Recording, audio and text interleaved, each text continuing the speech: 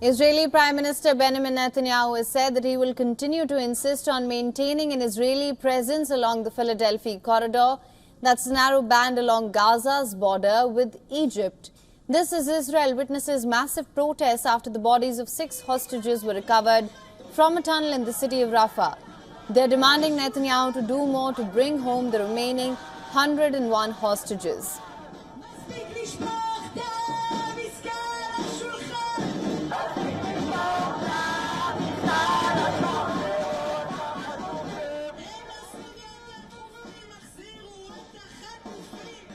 In his first address since the protests began, Netanyahu addressed the sticking point between Israel and Hamas.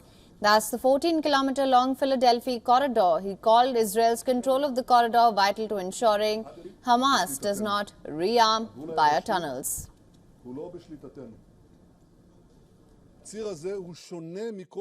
This corridor is different from other corridors, from other places.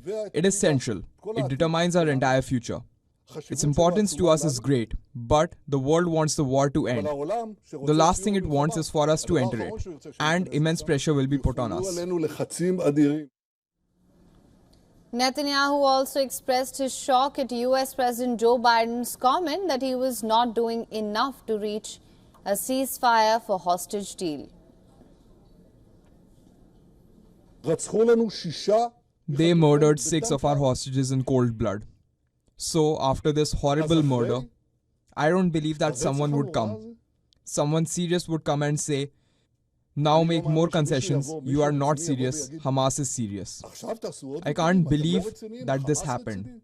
I can't believe anyone really thinks that. And I can't believe that President Biden actually said that. Deal now chants reverberated in Israel as tens of thousands of demonstrators poured into streets in grief and anger in what appeared to be the largest protest since the start of the war 11 months ago.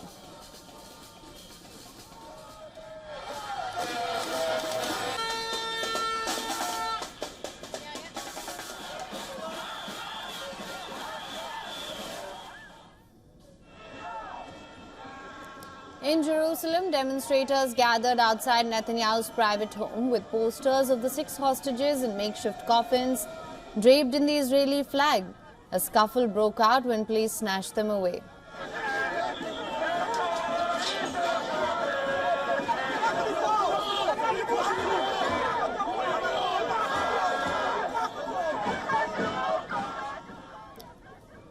Meanwhile, Israel's UN envoy has said that the Security Council will convene on Wednesday at his request for an official discussion on the issue of hostages held by Hamas.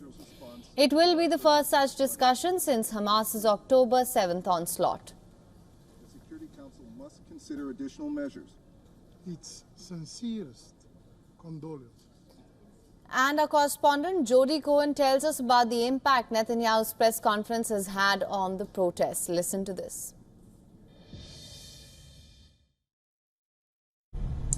Right, so the general strike on Monday was declared illegal by the High Court, and that's because it was deemed a political matter and not to do with employment. But protests calling for a deal with Hamas are expected in 10 locations on Tuesday in the evening, and the Hostages Family Forum said that the struggle to return the hostages would be amplified.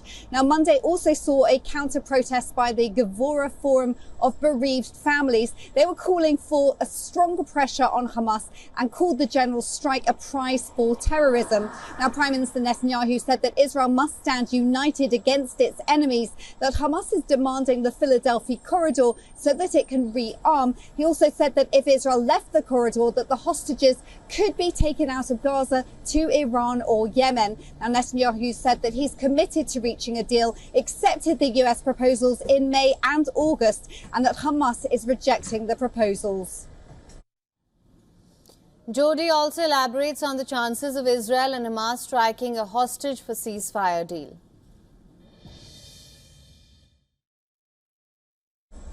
So Hamas is still not attending the talks, and Hamas negotiator Khalil al-Kaya suggested that Hamas won't budge on its demands that Israel leaves the Philadelphi corridor. On Monday, Hamas released a video of the 6 murdered hostages just before their executions by Hamas. Now, President Biden suggested that the final proposal would be presented by the end of the week.